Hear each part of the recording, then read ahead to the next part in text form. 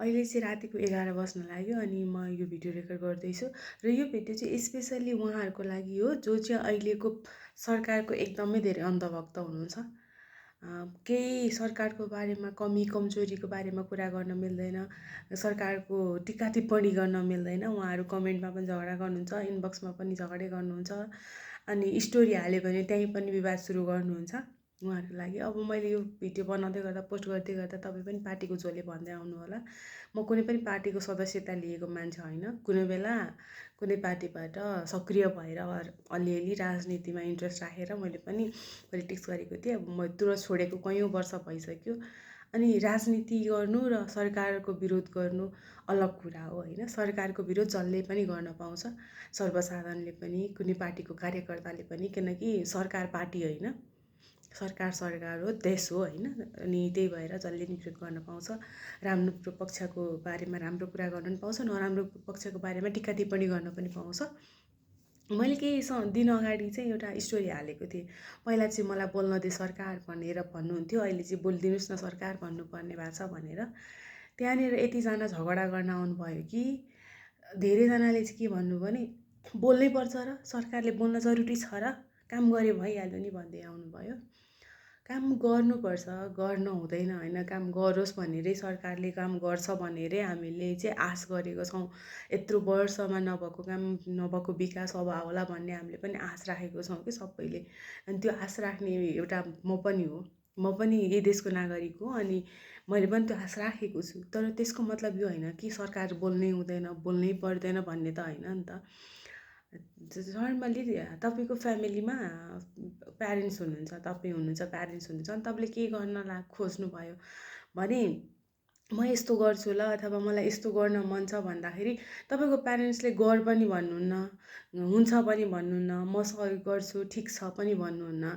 होला भोलि तपाईँलाई गाह्रो पर्दा तपाईँको प्यारेन्ट्स तपाईँको पछाडि उभिनुहुन्छ होला, सबैको प्यारेन्ट्स उभिनुहुन्छ, तपाईँको, हाम्रो सबैको प्यारेन्ट्स उभिनुहुन्छ।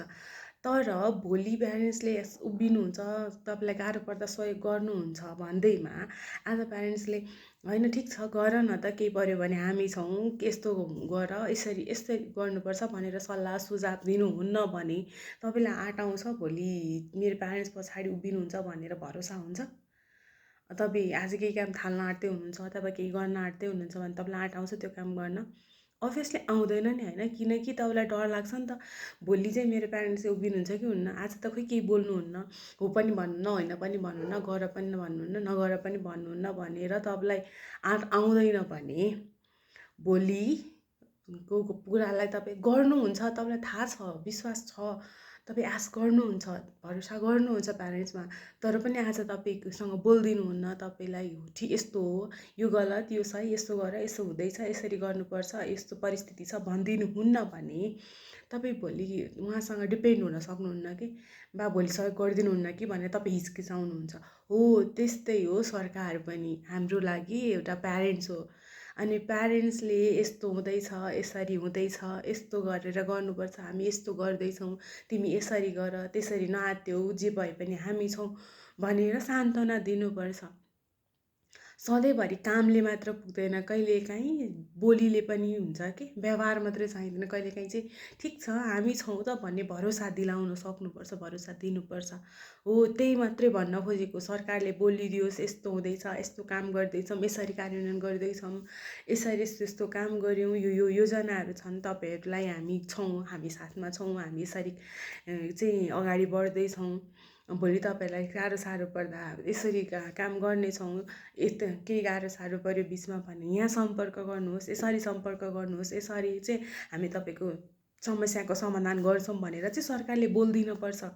किनकि एउटा भरोसा दिनुपर्छ कि, प्यारेन्ट्सले जसरी बच्चालाई भरोसा दिनुपर्छ, सरकार पनि नागरिकहरूको लागि प्यारेन्ट्स नै हो अनि भरोसा दिनुपर्छ, हामी यस्तो योजना बनाउँदैछौँ, यस्तो काम गर्दैछौँ भनेर।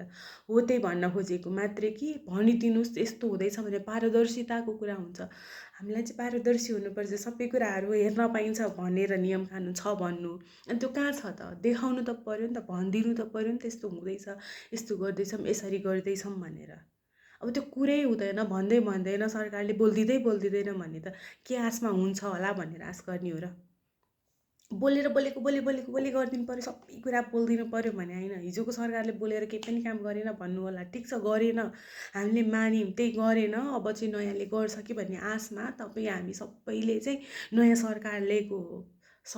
समय पुग्नुभन्दा समय अवधि नपुग्दै नयाँ सरकार गठन गरेको हो।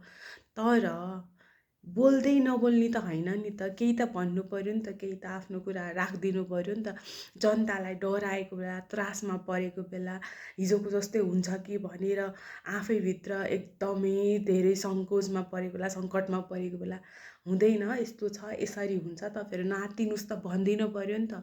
हो त्यति मात्रै भन्न खोजेको, मैले यति मात्र हो भन्न खोजेको। त्यो मिमले पनि मैले पनि अब यसमा आएर झगडा गर्नुपर्ने, विवाद गर्नुपर्ने, के न गर्दै जस्तो गरेर बाजिराख्नु पर्दैन। न सरकार तपाईँको प्राइभेट सम्पत्ति हो, न मेरो प्राइभेट सम्पत्ति हो, केही पनि होइन, हाम्रो निजीमा केही पनि पर्दैन, त्यो सबैको हो। अनि तपाईँले जे पाउनुहुन्छ त्यहाँबाट बेनिफिट मैले पनि त्यही पाउँछु। तपाईँलाई स्पेसल ट्रिटमेन्ट पनि दिने होइन, स्पेसल केही दिने पनि होइन, मलाई स्पेसल केही पनि दिने होइन। मात्र बोलिदियोस्, भनिदियोस्, हामी जवाफदेही होइदियोस् सरकार मात्र भने हो।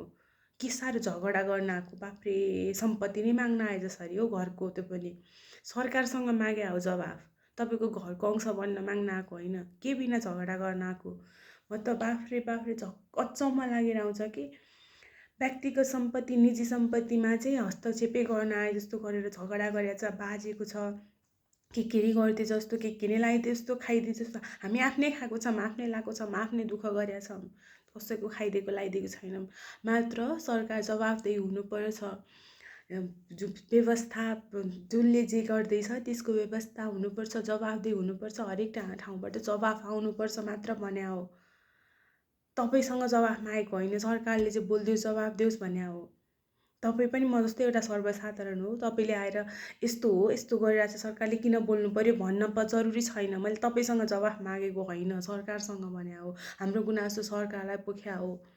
कुनै न कुनै सामाजिक सञ्जालमा लेखिएका पोस्टहरूबाट, गरिएका पोस्टहरूबाट चाहिँ ती कुरा सरकारसम्म पुग्छ, कुनै न कुनै निकायबाट चाहिँ ती कुराहरू सरकारले देख्छ, जवाफदेही हुन्छ भनेर हामीले जवाफ मागेको हो, तपाईँसँग विवाद मागेको होइन। अबदेखि कृपया त्यस्ता पोस्टहरूमा आएर विवाद गर्ने, झगडा गर्ने, तपाईँको सार्वजनिक सम्पत्तिमा मैले मेरो सम्पत्ति हो भनेर हस्तक्षेप गरे जस्तो गरेर झगडा गरिराख्न जरुरी छैन।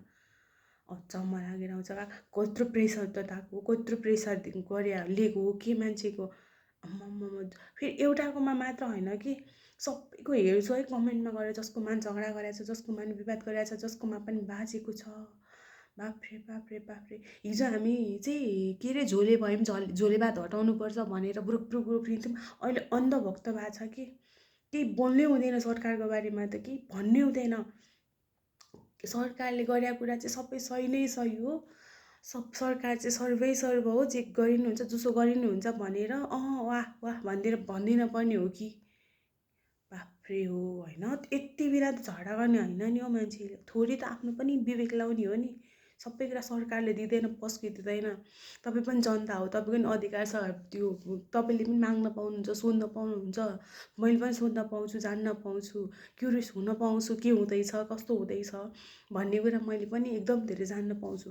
अझ स्पेसल्ली त्यो बाहिर विदेशमा बस्नेहरू जसले चाहिँ देशकै माया मारेर, देशलाई नै त्यागेर, देशको नागरिकतै त्यागेर विदेश जानुभएको छ, फर्केर आउने खालि खासै गर्नुहुन्न कि उहाँहरू त झन् बाफ्रे अहिलेसम्म हामी त भोलि गइछौँ, जाँदैछौँ जाँदैनौँ थाहा छैन, अहिलेसम्म त देशमै छौँ नि, देशमा के हुन्छ, देशमा के गर्न सक्छु, देशले केही दिन्छ भनेरै पर्खिरहेछौँ।